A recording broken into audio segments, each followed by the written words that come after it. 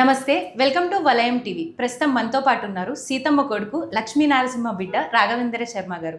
నమస్కారం గురుగారు. శుభాశీస్సులమ్మా. గురుగారు, మనం అయ్యప్ప స్వామి వాళ్ళ విన్నాము, ఆంజనేయ స్వామి మాల విన్నాము, కానీ శివమాల అంటే ఏంటి అసలు?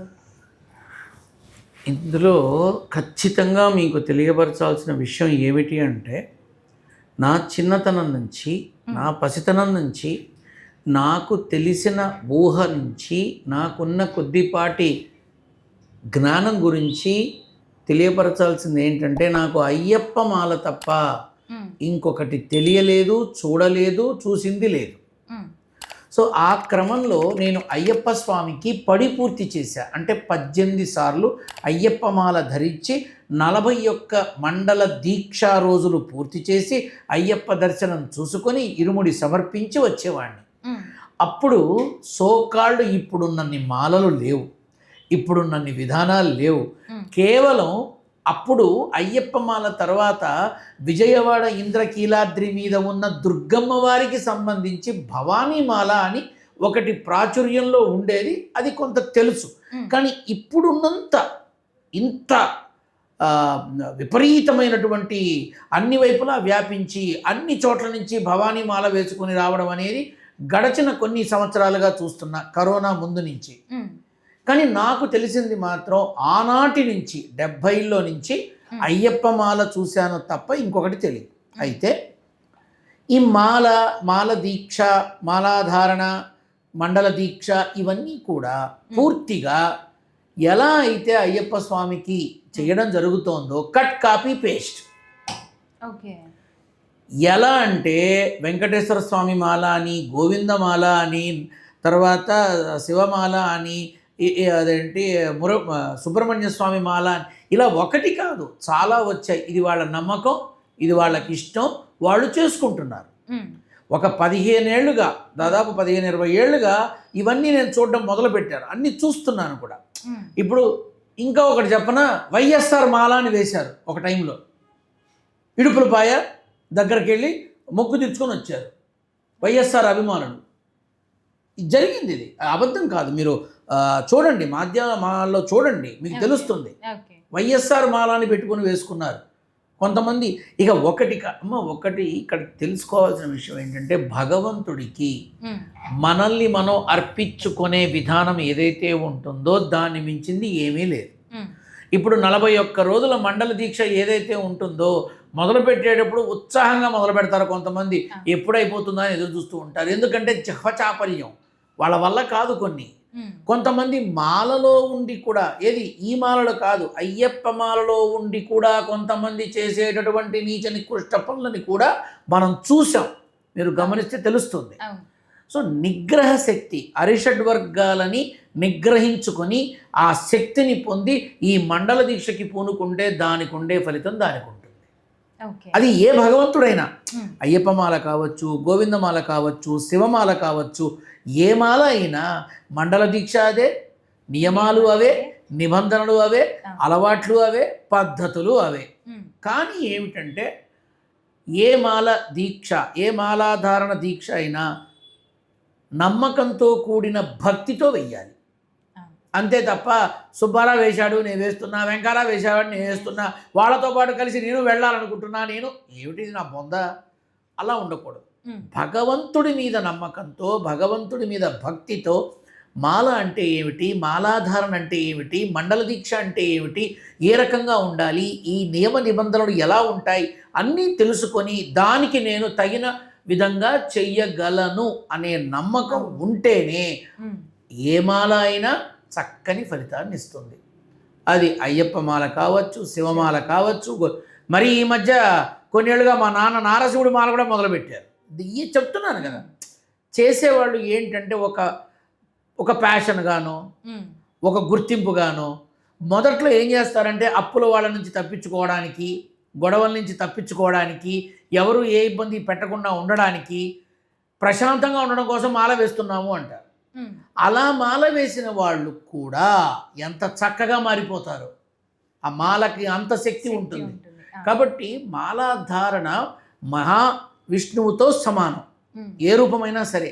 కాబట్టి తగిన జాగ్రత్తలతో ఆ మాలాధారణ చేసుకొని మండల దీక్ష చేస్తే పూర్ణకుంభం లాంటి ఫలితం వచ్చి తీరుతుంది. ఓకే. అయితే గురుగారు ఏ మాల వేసినా కూడా ఎలాంటి నియమాలు పాటించాలంటారు? ఈ రోజుల్లో అంతా ఫ్యాషన్ అయిపోయింది. ఫోటోలు, వీడియోలకి అంతే అని అయిపోయింది ఒక కదా. మాల ఏమిటమ్మా, ఏ కార్యక్రమం చేయి, అన్నదానం చేయి ఫోటోలు, ఫోటోలు. వస్త్రదానం చేయి ఫోటోలు, ఏది చేసినా, వృద్ధాశ్రమాల్లో చేసినా, అనాథాశ్రమాల్లో చేసినా, ఇంకెక్కడ చేసినా ఈ గుర్తింపు, ఈ ఐడెంటిఫికేషను, ఈ పేరు ప్రఖ్యాతులు, వీటి కోసమే చాలా వరకు పాపం చాలా కష్టపడి చేస్తున్నారు. అవును. కానీ మీ మాధ్యమం ద్వారా ఒక సలహా అనుకోవచ్చు, ఒక సూచన ప్రాయం అనుకోవచ్చు. నేను చెప్పేది ఏమిటంటే, మీ పిల్లల పుట్టినరోజునో మీ పెళ్లి రోజునో మీరంతా అక్కడికి వెళతారు, చక్కగా కేకులు కోస్తారు, స్వీటు హాటు పెడతారు, మంచి భోజనం పెడతారు. మీరంతా ఏమనుకుంటున్నారంటే మేము వెళ్ళి ఆ అనాథలందరికీ చక్కగా అన్నీ చేస్తున్నాం అనుకుంటున్నారు. కానీ తర్వాత రోజు బాధపడతారు వాళ్ళు. ఎగ్జాక్ట్లీ. తర్వాత రోజు బాధపడతారు. అవును. వీళ్ళు వెళ్ళి వాళ్ళ పాప పుట్టినరోజు, బాబు పుట్టినరోజు అక్కడ చేసి మీరు అనాథలు అని చెప్తున్నారు వాళ్ళకి. అవును.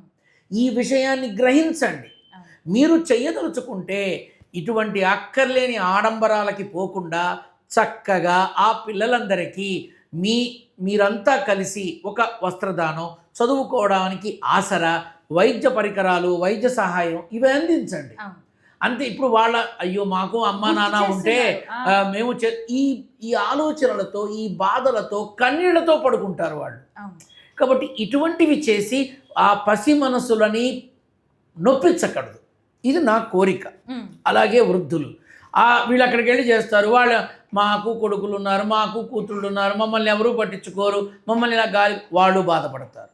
అంటే వీళ్ళ ఆనందం, వీళ్ళ గుర్తింపు, వీళ్ళ ఆలోచన అటువంటి స్థితులకి తీసుకొస్తోంది. సో అందరికీ నేను చెప్పేది ఒక్కటే, ఆ అనాథలకి అమ్మా నాన్నల్లాగా మీరు ఉండండి, కానీ అమ్మా నాన్న లేని అనాథలమని గుర్తు చేయకండి.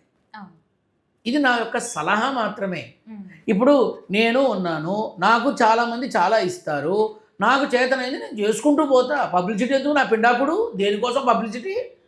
ఓ 25 కేజీల ప్రైస్ బ్యాగ్ ఇచ్చేసేస్తే బ్యాగ్ అందిస్తున్నా, ఫోటో తీయడం, మాధ్యమాల్లో పెట్టడం ఏం అవసరం? ఇది చేస్తున్నా, అది చేస్తున్నా. లేదమ్మా, గుట్టు చప్పుడు కాకుండా, బాహ్య ప్రపంచానికి తెలియకుండా దానాలు చేసే మహా మనుషులు చాలామంది ఉన్నారు మనకి. అలా మనం కూడా చేద్దాం. పసి హృదయాలను నొప్పించకండి. వాళ్ళకి అమ్మా నాన్న లేని లోటు మీరు గుర్తు చేయకండి. ఇది నా సలహా. ఇలాంటి శివరాత్రి కానీ పండుగలు తిది వచ్చినప్పుడు చాలా మంది గుళ్ళకి దేవాలయాలకి ట్రావెల్ చేస్తున్నప్పుడు యాక్సిడెంట్స్ అవి ఇవి జరుగుతూ ఉంటాయి. సో ఇలాంటి టైంలో ఎక్కువ బయటికి వెళ్లకుండా ఇంట్లోనే ఉండి పూజించుకోవచ్చా, లేకపోతే ఇలా వెళ్ళాలా అని? ధరిత్రి మీద జాగ్రత్తగా వినండి అందరూ. భగవంతుడే, భగవంతుడు మాత్రమే నేను ఒప్పుకుంటా. కానీ దయచేసి అందరికీ చెప్తున్నా, ఆ భగవంతుడిని చూసే క్రమంలో, ఆ భగవంతుడి కోసం వెళ్ళే క్రమంలో మీ ప్రాణాలు పడంగా పెట్టి ఏ రకమైన సాహసోపేత చర్యలు వద్దు. రే, అసలు మిమ్మల్ని కన్నవాళ్లే భగవంతులు, వాళ్ళని వదిలిపెట్టి ఎక్కడికో పోతారేమిట్రా? వాళ్ళని చూడండిరా. అమ్మ, ఒక్కటి మీ ద్వారా తెలియబరుస్తున్న, కన్న వాళ్ళని తల్లి తండ్రుల పాదాలకి నమస్కారం చేసిన తరువాత సకల చరాచర ముక్కోటి దేవతలకి నమస్కారం చేసినంత ఫలితం. ఆ తల్లి చెప్తేనే కదా తండ్రి ఎవడో తెలిసింది, ఆ తల్లి చెప్తేనే దేవుడు ఎవడో తెలిసింది, ఆ తల్లి చెప్తేనే జీవితం ఏంటో తెలిసింది. వాళ్ళని వదిలిపెట్టి సుప్రభాత సేవ కావాలి, నాకు విఐపి బ్రేక్ దర్శనం కావాలి అంటారే కానీ అసలు ఎందుకు ఆలోచించరు? ఏ భగవత్ స్వరూపాన్నైనా తల్లిదండ్రులతో కనుక దర్శించుకుంటే భగవంతుడు మరింత ప్రీతిపాత్రుడు అవుతాడు. కానీ ఈ రోజుల్లోనే ఇలా తల్లిదండ్రులని వదిలేస్తున్నారు కదా పెళ్ళిళ్ళైన తర్వాత. ఖచ్చితంగా వాళ్ళ స్వార్థం. కొంతమందికి వృద్ధులకి మేము చేయలేం, ముసలి వాళ్ళకి మేము చేయలేం, మా వల్ల కాదు, వాళ్ళు మనకి వెళ్ళిపోతారు అంతే. మీరు మీ జీవితం చూసేశారు, మాకు బాధ్యతలు ఉన్నాయి, ఈఎంఐలు ఉన్నాయి, అవి ఉన్నాయి, ఇవి ఉన్నాయని చెప్పి వాళ్ళ నుంచి దూరంగా వెళ్ళిపోతారు. కావాలంటే మీ మొహానంత పడేస్తాం, మీరు ఉండండి అంటున్నారు. దైనందిన జీవితంలో కాలానుగుణంగా చక్రం తిరుగుతోంది. ఇప్పుడు ఈ పెద్దవాళ్ళు ఏమంటారు? పోనీలే పాపం, వాడు మా కోసం ఎంతో చేశాడు, చాలే, వాడు బాగుంటే చాలు అనుకుని పిల్లల క్షేమం కోరుకొని వాళ్ళు బాధపడుతున్నారు. వాళ్ళు ఏమంటున్నారు? మీరున్నప్పుడు ఖర్చులు కాదు, ఇప్పుడు ఖర్చులు పెరిగిపోయినాయి కాబట్టి మేము పోవాలి అని పోతున్నారు, ఎక్కడో దూరంగా ఉంటున్నారు, అక్కడే జీవితాన్ని పూర్తి చేస్తున్నారు. ఇదివరకు వృద్ధాశ్రమాలు ఉండేవి, ఇప్పుడు మళ్ళీ స్పెషల్గా ఎందుకు? అన్ని కొంపలు ఓల్డేజ్ హోమ్లేగా ఓల్డేజు హోము అయిపోయింది. దంపతులు మాత్రమే ఉంటారు, పిల్లలు మనవలు మనవరాళ్ళు అంతా అవతలేగా ఎవరుంటున్నారమ్మా. కాబట్టి ప్రతి ఇల్లు ఒక ఓల్డేజ్ హోమే. పనమ్మాయి ఉంటుంది అంటు కడగడానికి, కాపలా ఉంటాడు సెక్యూరిటీ వాడు, తీసుకెళ్లాలంటే హాల్టింగ్ డ్రైవర్ని పిలిపించుకుంటారు, వెళ్ళిపోతారు, అంతే. ఓల్డేజ్ హోమ్ అదేగా ప్రతి ఇల్లు. గమనించాలి, అందరూ గమనించాలి. తల్లిదండ్రుల దగ్గర ఉంటే పిల్లలకి సంస్కారం వస్తుంది, తల్లిదండ్రుల దగ్గర ఉంటే పిల్లలకి భద్రత ఉంటుంది, తల్లిదండ్రుల దగ్గర ఉంటే ప్రేమ, అభిమానం, ఆప్యాయతలు, బంధాలు, అనుబంధాలు అనే వాటి విలువ తెలుస్తుంది. దయచేసి కనీసం కొంతమందన్నా మిమ్మల్ని కన్న వాళ్ళని అనాథలు చేసి మీరు ఎక్కడికి వెళ్ళకండి. అలాగే గురుగారు చాలా చక్కగా తెలియజేస్తున్నారు. ప్రతిదీ ఏది అడిగినా చాలా ఫ్యాక్ట్గా మాట్లాడుతున్నారు మీరు. అమ్మా ఇప్పుడు నిజాన్ని నేను దాస్తానమ్మా, కానీ తెలీదా జనాలకి? తెలుసు. వాళ్ళకి తెలీదా? వాళ్ళు ఆలోచించరా? ఇప్పుడు నేను మీ ముఖస్థుతి కోసమో మీ దీనిలో అద్భుతంగా ఈ చెత్త నాకు తెలియదు. అగ్నికణం, రాముని బాణం, సీతమ్మ కొడుకు ఒకటే. ప్రాణం పోయినా లేనిది చెప్పను, ఉన్నది దాచను. అది నిజమే కదమ్మా. ప్రతి ఇల్లు ఓల్డేజ్ హోమే కదమ్మా. అందరూ అమెరికానే పోతే అక్కడే ఉంటున్నారు కదమ్మా. ఎంతమంది వస్తున్నారు? సంవత్సరానికి కుదిరితే వస్తున్నారు, లేదా ఎవరన్నా పోతే వస్తున్నారు. ఇప్పుడు అది కూడా లేదు.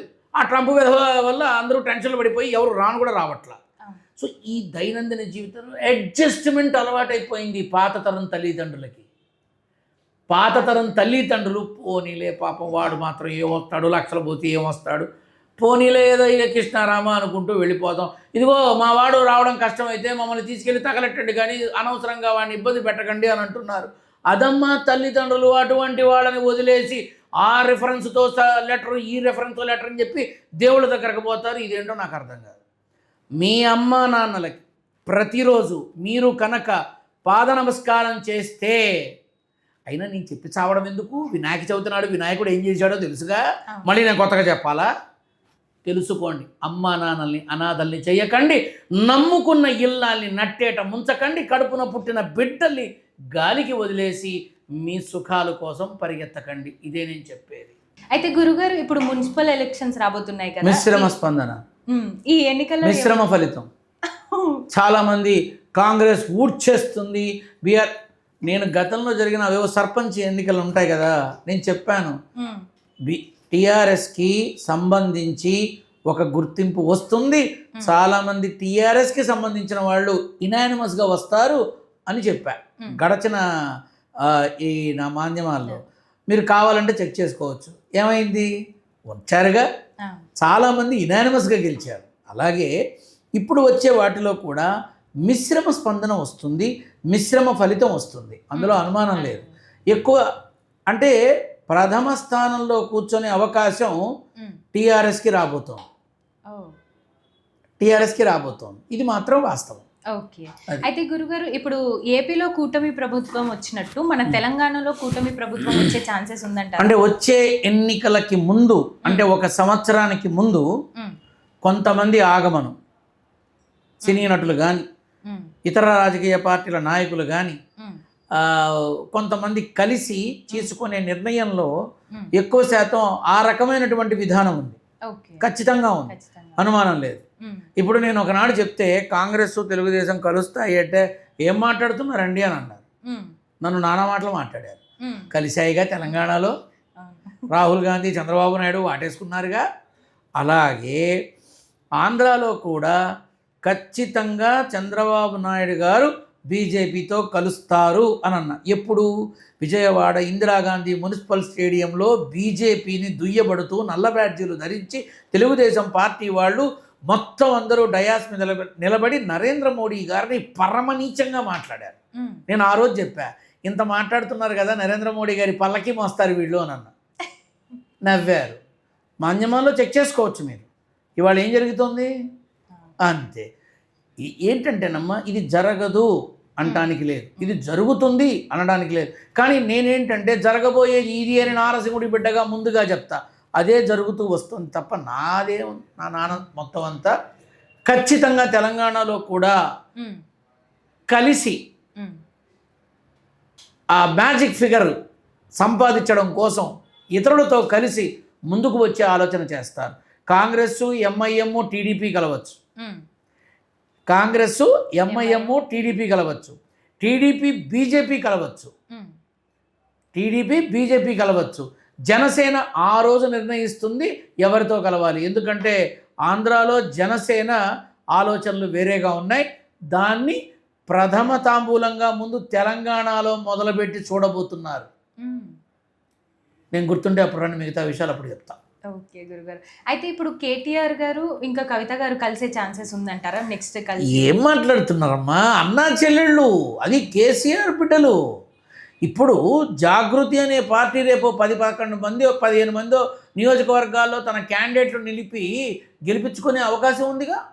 అలాగే కేటీఆర్ టీఆర్ఎస్ తరఫున తన చేతపట్టి పగ్గాలు పట్టి టీఆర్ఎస్ని ముందుకు తీసుకెళ్లే అవకాశం ఉందిగా. ఇప్పుడు కేసీఆర్ బతికున్నంత వరకు టీఆర్ఎస్ వస్తే కేసీఆర్ సీఎం ఉంటారు, ఇంకెవరు ఉండరు. కానీ రేపు ఆ రోజు మళ్ళీ వీళ్ళంతా కూటమిలాగా ఏర్పడి, ఏది టీఆర్ఎస్ కానీ తర్వాత జాగృతి కానీ ఇంకోటి కానీ వీళ్ళంతా కలిసి ఎందుకు ప్రభుత్వం ఏర్పాటు చేయకూడదు? కాబట్టి రాజకీయంలో మేము కలవము అని అందుకే అంటారు, రాజకీయంలో శాశ్వత శత్రువులు ఉండరు, శాశ్వత మిత్రులు ఉండరు. కాబట్టి కవిత తన ఆత్మగౌరవాన్ని అనుకోవచ్చు, లేదు తను అనుకున్నది సాధించే క్రమంలో కావచ్చు, ఇతరత్రా కావచ్చు. నేను కవితమ్మకు ముందే చెప్పాను, నాన్న నీకు కష్టకాలం వస్తుంది, జాగ్రత్తగా ఉండాలి, కొన్ని మార్పులు చేస్తే తప్ప నువ్వు తప్పించుకోలేవు, కొంత ఇబ్బంది సమయం కూడా ఉంది నాన్న అని చెప్పి కవితమ్మకు ముందే చెప్పా. నేను చెప్పిన కొన్ని నెలల తర్వాత చాలా కష్టం అనుభవించింది కవితమ్మ. అలాగే వచ్చిన తర్వాత వాళ్ళ తాలూకా వ్యక్తులు వస్తే నేను చెప్పా, ఖచ్చితంగా బీఆర్ఎస్లో ఉండదు. తన ఉనికిని, తన వ్యక్తిత్వాన్ని, తన ఆత్మవిశ్వాసాన్ని, ఆత్మస్థైర్యాన్ని బాహ్య ప్రపంచానికి చూపిస్తుంది, ఖచ్చితంగా నిలబడుతుంది, చూడండి మీరు అని అన్న. తర్వాత ఏం జరిగిందో అందరికీ తెలిసిందే. ఓకే. అయితే ఒకసారి కవిత గారు నేను సీఎం అవుతా అన్నారు, కేటీఆర్ గారు అవుతారన్నారు, అలాగే కేసీఆర్ గారు కూడా అవుతానన్నారు. నాకు అవ్వాలనే ఉంది, నాకు సీఎం అవ్వాలనే ఉంది. వీళ్ళు ముగ్గురులో ఎవరు సీఎం అవుతారు? ఒక్కటమ్మా, నేను అదే చెప్తున్నా. యోగం ఎవరికి ఉంది? కేటీఆర్కి ఉంది. కవితమ్మకి సమయం పడుతుంది. ఇప్పుడు ఖచ్చితంగా సీఎం అయ్యే వ్యక్తులు ఎవరైతే ఉన్నారో, అరే మీరు అవ్వర్రా బాబు, కష్టం రా నాయన అని కాంగ్రెస్లో సీనియర్ నాయకులు నా దగ్గరకు వచ్చి ఎవరైతే అడిగారో చెప్పా, మీ ఎవ్వరికీ లేదు, రాసుకోండి. 10-12 మంది ఉన్నారు సీఎంగా అయ్యే అవకాశాలున్న కురువృద్ధులు, పెద్ద నాయకులు. పుట్టి బుద్ధిరిగిన తర్వాత కాంగ్రెస్లో చేరిన తర్వాత ఇంకొక పార్టీ మొహం చూడకుండా ఉన్నవాళ్ళు చాలామంది ఉన్నారు. కానీ మీరు ఎవరని చెప్పా, నా దగ్గరకు వచ్చిన 5-6 చెప్పా. ఎవరయ్యారు?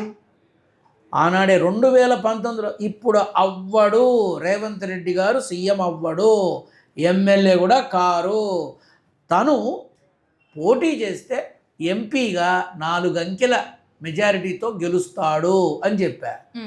బండబులు తిట్టాను నన్ను రేవంత్ రెడ్డి గారి అభిమానులు. నువ్వు మనిషివేనా, నువ్వు పశువువి, నువ్వు గాడిదివి, ఆయన కాబోయే సీఎం అంటే, కాబోయే సీఎం పక్కన పెట్టండి, ఇంట్లోకి చొచ్చుకొని పోయి పెడరెక్కలు విరిచిగట్టి బయటకి తీసుకువెళ్ళి జైల్లో పెట్టే కర్మ ఉంది ఆ మనిషికి, అది తప్పించుకోవాలి ముందు అని అన్న. ఎవడు తప్పించలేదు, కర్మ వెంటాడిందిగా. అది ఇప్పుడు ఆ కర్మ కసి తీర్చుకుంటోంది, అంతే, వేరే ఏం లేదు. అయితే కేసీఆర్ గారి హెల్త్ ఎలా ఉండబోతుంది? కొంచెం ఇబ్బందిగా ఉంటుంది. ఇబ్బంది రానున్న 2 సంవత్సరాల్లో ఆయన చాలా జాగ్రత్తగా ఆరోగ్యానికి ప్రథమ తాంబూలం ఇచ్చి అన్ని వేళలా శ్రద్ధగా చూసుకుంటే చాలా మంచిది. బట్టి విక్రమ్ గారు సీఎం అయ్యే ఛాన్సెస్ ఉందంటారా? ఎక్కువ అంటే ఎలా చెప్పాలి అంటే ఆ స్థాయి హోదా ఉందమ్మా, ఆ స్థాయి హోదా ఉంది. దామోదర్ రాజనరసింహ గారికి ఉంది, బట్టి విక్రమార్కకు ఉంది, తర్వాత శ్రీధర్ బాబు గారికి ఉంది, తర్వాత పేరు రావట్లా, వీళ్ళకి ఆ స్థాయి హోదా గౌరవం ఉన్నాయి. ఆ స్థాయి అన్న సీఎం అన్నలా, మళ్ళీ జాగ్రత్తగా వినండి, ఆ స్థాయి అన్న. ఇప్పుడు బీజేపీ జాతీయ అధ్యక్షుని స్థానంలో బండి సంజయ్ ఉన్నప్పుడు నన్ను నేరుగా నా గృహానికి వచ్చి నన్ను కలిసినప్పుడు నేను ముందుగానే తెలియపరిచా, రానున్న ఎన్నికల సమరంలో నీకు ఆ అవకాశం లేదు, ఆ అవకాశం లేదు, అధ్యక్షుడిగా కూడా ఉండే అవకాశం లేదని తనని తీసుకొచ్చిన తన బావమరిదికే చెప్పా. నా మీద కోపాలు వచ్చినాయి, తర్వాత ఏమైందో అందరికీ తెలుసు. మళ్ళీ తన బావమరిది నా దగ్గరకు వచ్చినప్పుడు నేను చాలా క్లియర్గా చెప్పేవరే పిచ్చివాడ, లోకల్గా ఆలోచిస్తావేంటి, కేంద్ర స్థాయిలో అత్యంత ఉన్నతమైన స్థాయిలో అందరికీ ఆశ్చర్యపోయే విధంగా మహా అద్భుతమైన స్థానంలో ఉంటాడు, నువ్వు చూస్తూ ఉండు. ఆ ముఖ్యమంత్రి రానప్పుడు ఇప్పుడు ముఖ్యమంత్రి కాదురా, దేశంలో ఉన్న ముఖ్యమంత్రులంతా కూడా సగౌరవంగా గౌరవపరిచే స్థాయిలో ఉంటాడన్న. ఇవాళ ఏమిటి బండి సంజయ్, కేంద్ర హోంశాఖలో ఒక సహాయ మంత్రి, చిన్న విషయం అదేమన్నా? కాకపోతే బీజేపీకి ఈ తెలుగు రాష్ట్రాల్లో స్వయం ప్రతిపత్తిన ప్రభుత్వం ఏర్పాటు చేసే అవకాశం లేదు, రాదు, ఉండదు. రాసుకోండి మీరు. ఇంకొకరి సాయం లేకుండా వాళ్ళు ప్రభుత్వాన్ని ఏర్పాటు చెయ్యలేరు ఇప్పట్లో. ఇది గ్రహించాలి వాళ్ళు. కానీ ఏవో మాట్లాడతారు, అన్నీ ఏదో చెప్తూ ఉంటారు, అన్నీ వింటూ ఉంటాం, అంతే. ఏం చేస్తాం అంతకన్నా. అయితే గురుగారు, హరీష్ రావు గారు ఇప్పుడు కేసీఆర్ గారికి భయపడి ఉంటున్నారా, లేకపోతే నిజంగా అభిమానంతో ఉంటున్నారా? భయం కాదమ్మా, అది భయం కాదు. అది వాళ్ళ ఆలోచనలు వాళ్ళకు ఉన్నాయి, వాళ్ళ అవకాశాలు వాళ్ళకు ఉన్నాయి. సమయం వచ్చినప్పుడు వాళ్ళు మాట్లాడతారు. భయం అయితే కాదు. కేసీఆర్, కేటీఆర్, హరీష్ రావు వీళ్ళ ముగ్గురి ఆలోచన ఇంచుమించుగా ఒకలానే ఉంటుంది. ఓకే. అయితే గురుగారు, ఇప్పుడు ఏపీలో లడ్డూ విషయంలో కొంచెం ఇష్యూ జరుగుతుంది కదా. నేను ఒక్కటి అడుగుతానమ్మా, లడ్డూలో కల్తీ జరిగితే ఒక్క మాట, లడ్డూ ఇగో, నేను టీడీపీ వాణి కాదు, జనసేన వాణి కాదు, ఎవరి వాణి కాదు, సాధారణ సగటు మనిషిగా నేను అడుగుతున్నా, లడ్డూలో కల్తీ జరిగితే 5 ఏళ్ల పాటు ఆ కల్తీ అలానే కొనసాగితే ఎవ్వరికీ ఏమీ కాకుండా ఉంటుందా? ఒక్కటి అడుగుతున్నా. కల్తీ నెయ్యి తింటే రోగాలు వస్తున్నాయి, కల్తీ పాలు తాగితే రోగాలు వస్తున్నాయి, కల్తీ జరుగుతుంటే హాస్పిటల్ పాలవుతున్నారు. అది మామూలుగా కాదు, హోటల్లో కల్తీ చేసినవి పెడుతుంటే ఇబ్బందులు వస్తున్నాయని చెప్పి హాస్పిటల్ పాలవుతున్నారు. ఇక్కడ కల్తీ లడ్డూలో కల్తీ నెయ్యి అంటున్నారు. నేను ఒక్కటి అడుగుతా, తిరుమల తిరుపతి దేవస్థానంలో పోర్టులో ఈ లడ్డూ తయారీ విభాగంలో అందరూ దుర్మార్గులేనా? అదే కదా. ఏ ఒక్కడు కూడా మంచివాడు లేడా? వాళ్ళు వచ్చి చెప్పరా ఇలా తప్పు జరుగుతోందని? అమ్మ, ఇది కేవలం ఒక రాజకీయ పరమైనటువంటి కుట్రపూరితంగా జరిగిన వివాదంగానే నేను భావిస్తాను. ఎందుకు అంటే, మరి రీసెంట్గా చెప్తున్నారు, బాత్రూమ్లు క్లీన్ చేసే కెమికల్ అందులో ఉంది, బాత్రూమ్లు శుభ్రం చేసే మరి అవన్నీ ఉన్నప్పుడు తిన్నవాళ్ళు నాశనం అవ్వాలిగా, ఆరోగ్యాలు పాడవ్వాలిగా, కనీసం లంగ్స్ చెడిపోవాలిగా. ఒక్క కేసు నమోదవలేదే, ఒక్క కేసు. లడ్డూ తినడం ఒకవేళ అటువంటివే ఉంటే వెంటనే వామిటింగ్స్ అయ్యి వాళ్ళ ఆరోగ్యాలు పాడయ్యి హాస్పిటల్ పాలు. ఏది మరి క్లీన్ చిట్ ఎందుకు ఇచ్చింది? బికాస్ అక్కడ ఏం లేదు. కానీ సుప్రీంకోర్టులో అసలు అది నెయ్యే కాదంటున్నారంట. అమ్మా, ఒకటి రా, ఇప్పుడు వడ్డించేవాడు మనవాడైతే మనం ఎక్కడ కూర్చున్నా విస్తరాకులు అన్ని పదార్థాలు వస్తాయి. ప్రభుత్వంలో ఉన్న వాళ్ళు తప్పులు చేస్తే, అది అత్యంత హోదా కలిగిన శాసనసభ్యులు కానీ అధికారులు కానీ తప్పులు చేస్తే జైల్లో పెడతారా? గడచిన కొన్ని రోజుల క్రితం నేను చూశాను, ఒక శాసనసభ్యురాలు జనంతో కలిసి ఒక వ్యక్తి మీదకి దాడి జరగడానికి వెళ్ళడం జరిగింది. ఏమని, మా నాయకుడు మీరు తప్పు పట్టారు అన్నాడు. అది కరెక్ట్గా అదే అయితే నువ్వు ఒక్కదానివే వెళ్ళొచ్చుగా.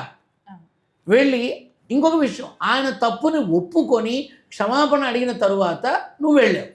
అసలు వెళ్ళడం ఎందుకు? పైగా చంద్రబాబు నాయుడు గారు చాలా ఖచ్చితంగా చెప్పారు, రాష్ట్రంలో శాంతి భద్రతలకి విఘాతం కొనసాగిస్తే తీసుకెళ్ళి జైల్లో పాడేస్తాను, తాట తీస్తాను అని చెప్పారు. మరి అటువంటప్పుడు ఎందుకు చెయ్యట్లా? 100 మంది ఉన్నారు తప్పులు చేసిన వాళ్ళు. నువ్వు ముఖ్యమంత్రిగా ఉన్నప్పుడు పార్టీలకు అతీతంగా రాష్ట్ర ప్రభుత్వ క్షేమం కోసం, శాంతి భద్రతలకి విఘాతం కలిగకుండా ఉండడం కోసం తక్షణమే నువ్వు చర్య తీసుకోవాలి. ఏది? కాబట్టి రాజకీయ పరమైన కక్షల మధ్య మనం మాట్లాడుకొని కూడా అర్థం లేదు, అంతే తప్ప ఇది దాని గురించి మాట్లాడాల్సిన ఇది కాదు. కానీ లడ్డూలో అంత భయంకరమైన కల్తీ జరిగి, కల్తీ నెయ్యి ఉండి, కెమికల్స్ వాడి ఇంత చేస్తే ఎవరికి ఏం కాలేదు అని అంటే ఎంతవరకు తీసుకోవాలమ్మా దీన్ని? ఎంతవరకు తీసుకోవాలి? నాకు బాధ అనిపిస్తుంది. ఆ 5 సంవత్సరాలు పట్టు వస్త్రాలకి, బ్రహ్మోత్సవాలకి, అన్నిటికీ జగన్మోహన్ రెడ్డి మాజీ ముఖ్యమంత్రి అవసరం ఎక్కడ అడ్డుపడలా, అందరూ ఒప్పుకున్నారు.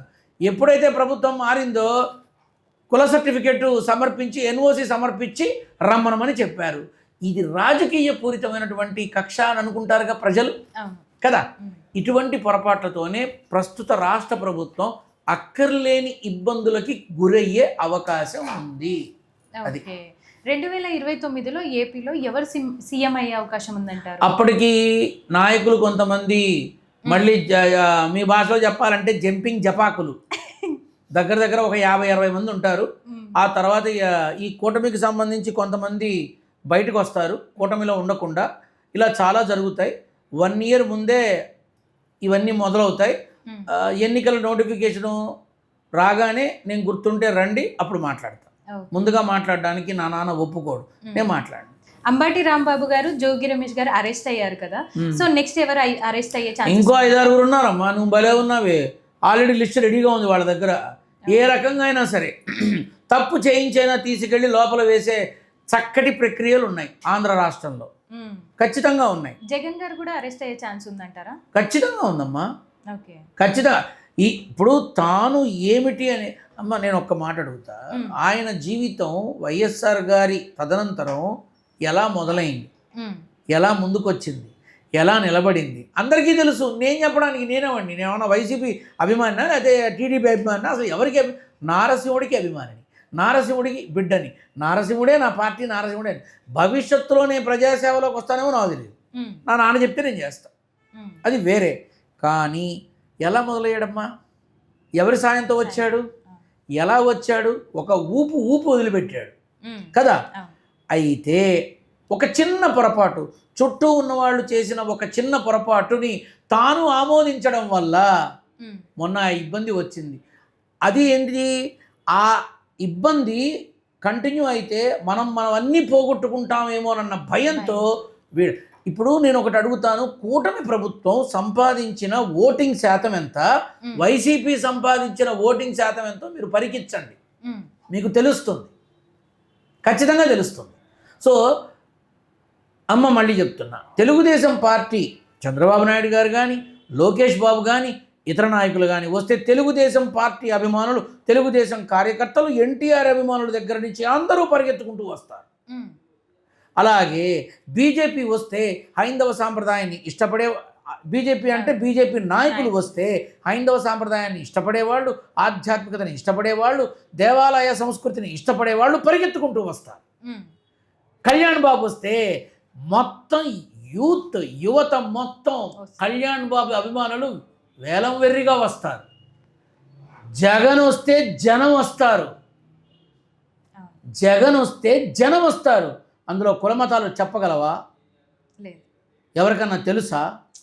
ఒక అతి తక్కువ స్థాయి అని మాట్లాడతారు చాలామంది, బట్ నేను ఎవరిని తక్కువ స్థాయి చూసి మాట్లాడను. కింది స్థాయి నుంచి ఉన్నత స్థాయి వరకు ఆ జనంలో మమేకమై ఉంటారు. జగన్ వస్తే జనం వస్తారు, అభిమానులు కాదు. ఆ జనమే అభిమానులుగా మారారు. కాబట్టి ఇక్కడ అందరూ గ్రహించాల్సింది ఏంటంటే, ఇప్పుడు వీడు వైసీపీ తొత్తు, వైసీపీ అభిమాని అనుకుని చావని నేనేం చేసేది ఉంది? నేను నిజమే మాట్లాడతా. జాగ్రత్తగా ఉండకపోతే జరిగే పరిణామాలు వేరుగా ఉంటాయి. 2026 నవంబర్ 9 తర్వాత ఆంధ్ర రాష్ట్ర రాజకీయాల్లో జరిగే పెను మార్పులు ఎవరు ఊహించలేరు. అంటే ఇప్పుడు చంద్రబాబు గారు, పవన్ కళ్యాణ్ గారు కూటమి ప్రభుత్వంలో ఉన్నారు కదా, నెక్స్ట్ ఇలాగే కంటిన్యూ అవుతారా, లేకపోతే వీళ్ళ మధ్యలో ఏదైనా అమ్మా నేను ఆల్రెడీ చెబితే 15 రోజుల క్రితం చెబితేనే కొంతమంది నమ్మలా. కావాలంటే మీకు పంపిస్తా.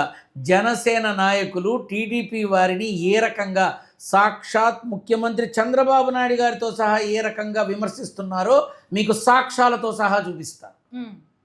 కావాలంటే నేను పంపిస్తా, చూసి మీ మాధ్యమంలో మీరు వేయగలము అనుకుంటే వేసుకోండి. ఎందుకు అమ్మ, ఇది ఏది కూడా శాశ్వతం కాదు. ఒకానొకనాడు అసెంబ్లీలో ఈ కూటమి ప్రభుత్వం మరో 15 సంవత్సరాలు కలిసి ముందుకు వెళ్ళాలని ఆలోచిస్తున్నామని కళ్యాణ్ బాబు శాసనసభ సాక్షిగా అన్నారు. అదే కళ్యాణ్ బాబు ఒక ప్రెస్ మీట్లో అవసరమైతే నేను ప్రతిపక్ష హోదాలో కూర్చుంటానన్నారు. ఎందుకన్నారు? నమ్మకం నగిలిందా? వాళ్ళు చేసే పనులు మీకు నచ్చటం లేదా? మీ నాయకుల పట్ల వాళ్ళు వివక్ష చూపిస్తున్నారా, లేక ఆ పదవులన్నీ కూడా అటువైపే వెళ్ళిపోతున్నాయని బాధపడుతున్నారా? జనసేన విడిగా వచ్చి పోటీ చేస్తే వాళ్ళ సహకారంతోనే ఖచ్చితంగా ప్రభుత్వాన్ని అమలుపరచాల్సి వచ్చేది. ఆ కర్మ ఉండకూడదని ముందుగా కూటమి అని పెట్టారు. ఇది తెలీదా ప్రజలకి? నేనేమన్నా కొత్తగా చెప్పాలా? ఒక్కటైతే విషయం చెప్తున్నా, చంద్రబాబు నాయుడు గారు జైల్లో ఉన్నప్పుడు అందరికన్నా ముందు మొదటి అడుగు వేసింది కళ్యాణ్ బాబే. ఆయన కోసం మొదటి అడుగు వేసి కళ్యాణ్ బాబు ఎలాగైతే ఎంతమంది అడ్డు చెప్పినా నడి రోడ్డు మీద కూర్చుని పడుకొని తాను పట్టుకున్న పట్టుదలతో సాధించి చంద్రబాబు నాయుడు గారి దాకా వెళ్ళగలిగింది కళ్యాణ్ బాబే. ఆ తర్వాతే వచ్చారమ్మా మహామహులు మహానాయకులంతా. అప్పటిదాకా ఏమయ్యారు? ఈ రాజకీయ పార్టీలో ఎలా ఉంటుందంటే ముందు వాడు వెళ్తే మనం వెళ్దాం, ముందు వాడు వెళ్తే మనం వెళ్దాం, ఈ ఆలోచనతోనే ఉంటారు. లేదంటే మనం అల్లరవుతాం అనే భయంతో ఉంటారు. అంత తెగువ తెగింపు ఎవడికి చచ్చాయమ్మా ఈ రోజుల్లో. నారా లోకేష్ గారు నెక్స్ట్ సీఎం అయ్యే ఛాన్సెస్ ఉంది అంటారు. అంటే అప్పటిదాకా కూడా వెయిట్ చేయక్కర్లేదమ్మా. మేబీ ఈ సంవత్సరంలో కానీ తర్వాత కానీ తొందరలోనే ఆ యోగం ఉంది. చంద్రబాబు నాయుడు గారు కళ్యాణ్ బాబు గారితో నారా లోకేష్ని మన రాష్ట్ర సీఎంగా మనం నిర్ణయించుకున్నాం అందరి ఆమోదంతో అని చెప్పి తను తీసుకుపోయి సీఎంగా కూర్చోబెట్టిన ఏం ఆశ్చర్యం లేదు. ఓకే, ఏమీ ఎన్నికల దాకా కూడా వెయిట్ చేయాల్సిన అవసరం ఉంటుందని నేను అనుకోను. ఖచ్చితంగా before elections Lokesh Babu CM స్థానంలో కూర్చున్నా మీరెవ్వరు ఆశ్చర్యపడిపోకండి. ఇప్పటిదాకా నేను సెప్టెంబర్లో అన్నా జూబ్లీహిల్స్ ఎమ్మెల్యే టికెట్ నవీన్ యాదవ్కి వస్తుంది, ఇంకెవరికి రాదు అన్న. సీనియర్లు ప్రముఖులు ఇంతమంది ఉన్నారు. ముందు ఎంపీగా చేసిన అంజన్ కుమార్ యాదవ్ ఆయన ఉన్నారు. ఎవరికి రాదు, నవీన్ యాదవ్కి వస్తుంది, నవీన్ యాదవ్ గెలుస్తాడు, అసెంబ్లీకి వెళతాడు, అధ్యక్ష అని పిలుస్తాడు. కావాలంటే నేను మీకు ఆ వీడియో పంపిస్తా. సెప్టెంబర్లో టికెట్ కూడా అనౌన్స్ చెయ్యని రోజు ఆ చెప్పిన నా వీడియోని అధ్యక్ష అని నవీన్ యాదవ్ అన్న ఆ క్లిప్ని రెండు చూపించి ఎంతమంది నా దగ్గరకు వచ్చారో తెలుసా? సీతమ్మ కొడుకు నారసింహుడు బిడ్డ, దేనికి తలవంచడు, ఎవడికి భయపడడు, ఉన్నది చెప్పడానికి అస్సలు వెనకాడడు. కాబట్టి ఇది జరిగి తీరుతుంది. చంద్రబాబు నాయుడు గారు తన బిడ్డని సీఎంగా చూసుకుంటాడు, ఇది కన్ఫామ్. ఆయన ఢిల్లీ రాజకీయాలకు వెళ్తానన్నా నేను ఆశ్చర్యపోను. ప్రధానమంత్రి అవుతారని ఈ మధ్య కొంతమంది అంటున్నారు. అక్కర్లేని ఊహల్లో అనవసరమైన ఆలోచనలో ఉండి చావకండి, తర్వాత మీరు పిచ్చివాళ్ళు అవుతారు. అయితే జగన్ ఫ్యూచర్ ఎలా ఉండబోతుంది అంటారు? అమ్మ, జైల్లో ఉన్న వ్యక్తి బయటకు వచ్చి సీఎం అయ్యాడు, ఆయన ఫ్యూచర్కి ఏంటమ్మా? జనం ఎలా ఉన్నారో చూడు. అయితే తన జీవితంలో మళ్ళీ సీఎం అవడం ఖాయం. మళ్ళీ తన విధానంలో తన మార్కు, పేదవాళ్ళకి అండగా ఉండే ప్రభుత్వం వైసీపీ ప్రభుత్వం అని మరోసారి ప్రూవ్ చేస్తాడు. లాస్ట్ 5 సంవత్సరాల్లో తను ప్రూవ్ చేసింది అదేగా, ఇది పేదవాడి ప్రభుత్వం, పేదవాళ్ళ కోసం చేస్తామన్నాడు, అన్నట్టుగా చేశాడు. కరోనా వచ్చి 2 సంవత్సరాలు ఏమీ చెయ్యలేకపోయాడు. ఆ సమయం కూడా ఉండుంటే చుట్టుపక్కల వాళ్ళ కొన్ని సలహాలు తనని తెలియకుండానే ఒక ఇబ్బందికి గురి చేయటం వల్ల ఈ రకంగా చేశారు. అందులో ఎంతమంది లబ్ధి పొందారో కూటమి ప్రభుత్వం ద్వారా, ఎంతమంది వాళ్ళకి కావాల్సింది చేసుకున్నారో కూటమి ప్రభుత్వం ద్వారా. రేపు మేము మీ ప్రభుత్వం వస్తే మేము మీ దగ్గరకు వస్తాం, మా మీద కేసులు పెట్టకండి అని ఎంతమంది అన్నారు? మనకి తెలియదు కదమ్మా. వీటన్నిటినీ పరిగణలోకి తీసుకొని ఆలోచించాల్సింది ఏంటంటే రేపు జగన్ సీఎంగా మాత్రం రాకూడదని దండం పెట్టుకోవాలంతా. ఖచ్చితంగా చెప్తున్నా. వచ్చే ఎన్నికల్లో జగన్ గనక సీఎం, జగన్మోహన్ రెడ్డి గనక మళ్ళీ సీఎం అయితే ఖచ్చితంగా కొంతమందికి మాత్రం 10 సమస్యలు ఎదురవుతాయి. ఖచ్చితంగా ఎదురవుతాయి. ఇది నేను చెప్పక్కర్లా. తెల్లారలేస్తే అదే అందరూ అది ఉంటున్నారట, నేను చెప్పింది మాట్లాడుతున్నాను. జనసేన ఎమ్మెల్యే ఆర్వ శ్రీధర్ గారి మీద ఆరోపణలు వచ్చాయి కదా, దాని గురించి ఏం చెప్తారు? ఒకనొకనాడు సిఐగా చేసి రిజైన్ చేసి ఎంపీ అయిన వ్యక్తిని కూడా ఇలానే న్యూడ్ కాల్స్లో అల్లరి చేశారు. ఇవాళ ఎంతమందికి గుర్తుంది? ఒకనొకనాడు ఒక గెజెటెడ్ ఆఫీసరు ఒక లేడీతో మిస్బిహేవ్ చేస్తే అది వీడియో వైరల్ అయింది. ఏమైంది? సస్పెన్స్ అయ్యాడు, మళ్ళీ వచ్చి డ్యూటీలో జాయిన్ అయ్యాడు. మరీ రీసెంట్గా కర్ణాటకలో ఒక డీజీపీ ఏకంగా దుకాణం పెట్టేశాడు. ఏమైంది? ఆర్వ శ్రీధర్ కూడా అంతే. రేపటి రోజున తప్పు చేయలేదు అని బయటకు వచ్చిందనుకో, ఆటోమేటిక్గా బలం పెరుగుతుంది. కాకపోతే వాళ్ళ ఇద్దరి మధ్య ఉన్న విధానాలు డబ్బే బయటికి తీసుకొచ్చింది. అమ్మ, దొరకనంత వరకు ఎవడైనా దొరే, దొరికితేనే దొంగ, అంతే. ఇప్పుడు మా దాంట్లోనే ఉంది. నేను తెలియపరుస్తున్నా, కొంతమంది మీరు ఈ పూజ చేయి, నువ్వు ఆ హోమం చేయి, నువ్వు ఇలా చేయి, అలా చేయి, అసలు దశ తిరిగిపోతుంది నీకు అని అంటారు. కొంతమంది ఊరి చివర్లకు వెళ్ళి బగలాముఖి అమ్మవారిదని ఇంకోటని చెప్పి పూజలు చేయిస్తారు. కానీ తర్వాత రాదు. అప్పుడు వెంటనే ఏమంటారు, ఏం స్వామి మీరు చెప్పింది మేము చేసాం, రాలేదు అంటారు. అప్పుడు వాళ్ళు ఏమంటారు, మాకేం తెలుసు, మీరు ఇచ్చిన డేట్ ఆఫ్ బర్త్, మీరు ఇచ్చిన డేట్ ఆఫ్ టైము, మీరు ఇచ్చిన డేట్ ఆఫ్ ప్లేసు, మీరు ఇచ్చిందే అవ్వకపోతే మేమేం చేస్తాం, మీ కర్మ అని తప్పించుకుంటారు. ఇప్పుడు చెప్పు, ఎవరిని తప్పు పడతాం? ఆశగా వచ్చిన వాడిదా, చెప్పి తప్పించుకున్న వీడిదా? అందుకే నేను చెప్తున్నా, చెయ్యండి, తప్పు లేదు. అవసరమైతే చెయ్యండి, అవసరం ఉంటే చెయ్యండి, అది ఆలోచించి చెయ్యండి. పిచ్చిగా మూఢంగా ముందుకెళ్ళకండి. అలాగే గురుగారు, ఏపీలో ఇప్పుడు జగన్ గారు షర్మిల గారు కలిసే అవకాశం ఉందంటారా? భవిష్యత్తులో ఉందమ్మా. షర్మిలకి తన జీవితంలో ఒక్కసారన్నా మినిస్టర్గా చేసే, అంటే మినిస్టర్ స్థాయి, మినిస్టర్ హోదా పొందే అవకాశం ఉంది, ఖచ్చితంగా ఉంది. ఎందుకమ్మా, ఇప్పుడు ఏపీ కాంగ్రెస్ పార్టీ తరఫున తను పార్టీ ప్రెసిడెంట్ అయితే ఎంత పెద్ద హోదా, ఈక్వల్ టు సీఎం కదా. ఆ యోగం ఉందా అమ్మాయి? ఉందమ్మా. ఈ సోషల్ మీడియాలో బాగా ట్రెండ్ అవుతున్న అన్వేష్ గారు సీతమ్మ వారి గురించి తప్పుడు వాక్యాలు కొన్ని చెప్పారు. దాని గురించి మీరు నా సలహా ఏంటంటే, వాడు బతికుండగా ఇటువైపు రాకూడదని. ఎందుకంటే ఇక్కడికి వస్తే మిస్సింగ్ కేసు బుక్ అవుతుంది. ఎందుకంటే వాడిని ఎవరు తీసుకెళ్ళి నాలుగుకి వస్తారో తెలియదు, వాడిని ఎవరు తీసుకెళ్ళి ఏం చేస్తారో తెలియదు.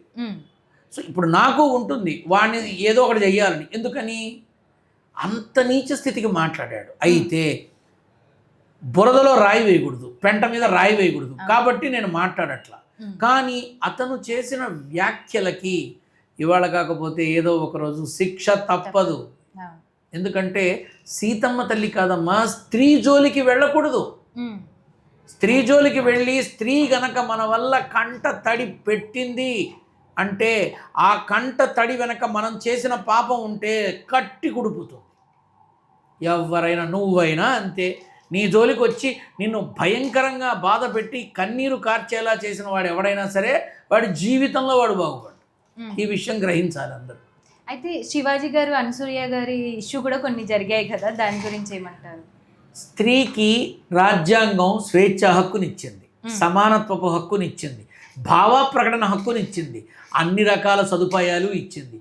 ఇప్పుడు వాళ్ళు అలా ఉన్నారనుకో, సపోజు వాళ్ళ విఘ్నతకు వదిలేయాలి. ఇప్పుడు 4 గోడల మధ్య చూపించాల్సిన అందం తన భర్తకి ఏదైతే ఉందో అది బాహ్యంగా వచ్చి చూపిస్తోంది అంటే అది తనకిష్టమైంది.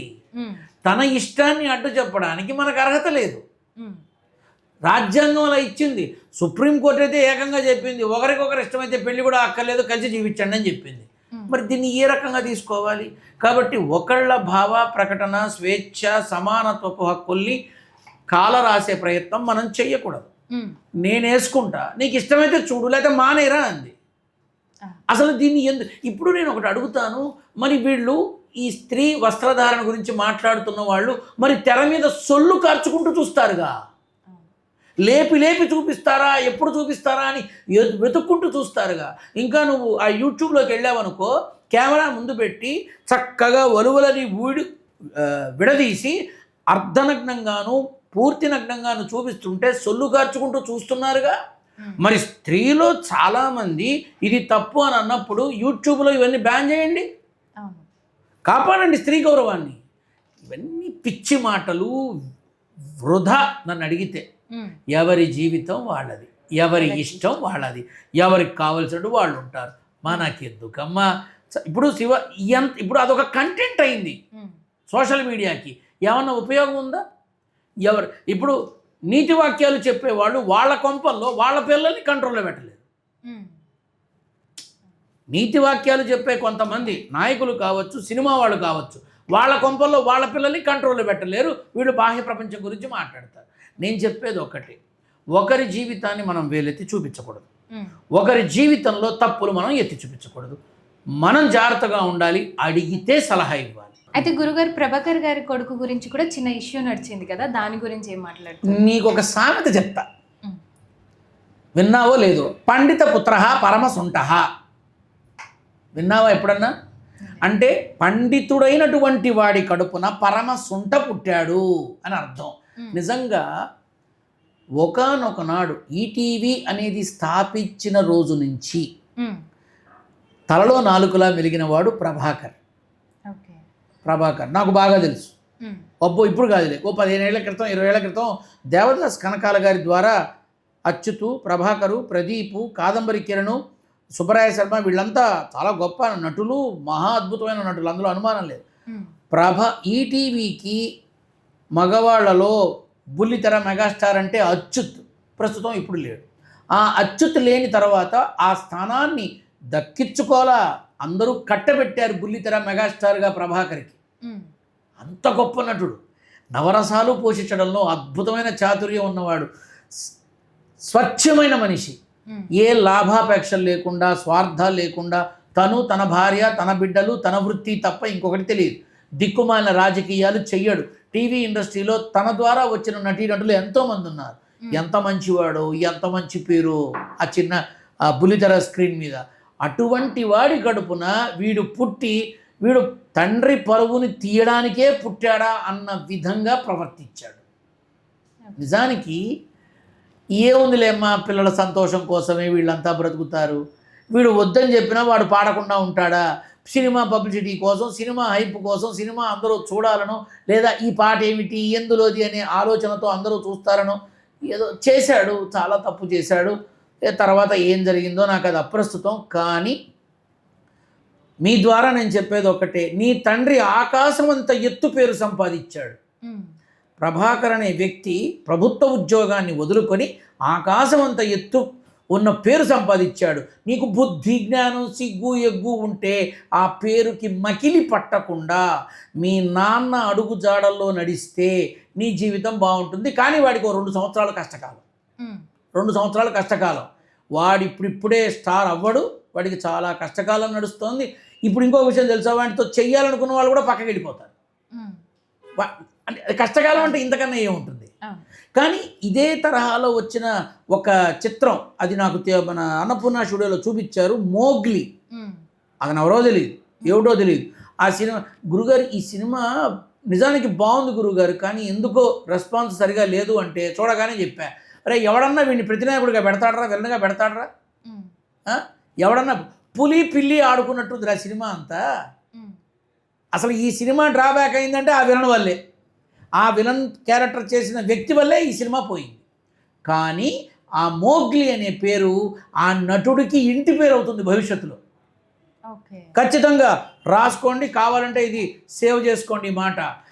ఇప్పుడు షావుకారు జానకి, గుమ్మడి వెంకయ్య, తర్వాత శుభలేఖ సుధాకరు, చాలా పేర్లు ఇలా వచ్చినాయి సినీ నటులకి. వాళ్ళ సినిమా పేరుతో ఇంటి పేరుగా మారిపోయినాయి కదా. అట్లా మోగ్లీ అనే పేరు వాడి ఇంటి పేరు అవుతుంది భవిష్యత్తులో.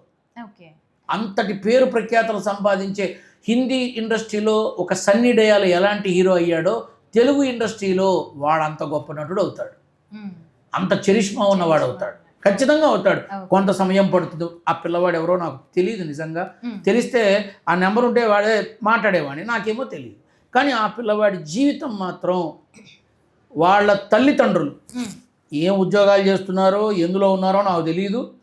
వీడి వయస్సు అంటే 25 వేసుకుందాం, 25 ఏళ్ళుగా వాళ్ళు సంపాదించిన పేరు వీడు 5 నుంచి 9 సంవత్సరాల్లో సంపాదించేస్తాడు. అంతటి పేరు ప్రఖ్యాతలు సంపాదిస్తాడు. కానీ ఆ చిత్రంలో మాత్రం సరైన ఫలితం రాకపోవడానికి ప్రతి నాయకుడి పాత్రలో ఉన్న మనిషే నాశనం అవడానికి కారణం. ఇది నిజం, ఎవరు ఒప్పుకున్నా ఒప్పుకోకపోయినా. అలాగే తెలుగు ఇండస్ట్రీలో రష్మిక గారు, విజయ్ దేవరకొండ గారు ఎంగేజ్మెంట్ జరిగింది కదా. కాకపోతే వాళ్ళకి పెళ్ళయ్యాక డివోర్స్ అవుతుందని వేణుస్వామి గారు అన్నారంట. మరి దీని గురించి ఏమంటారు?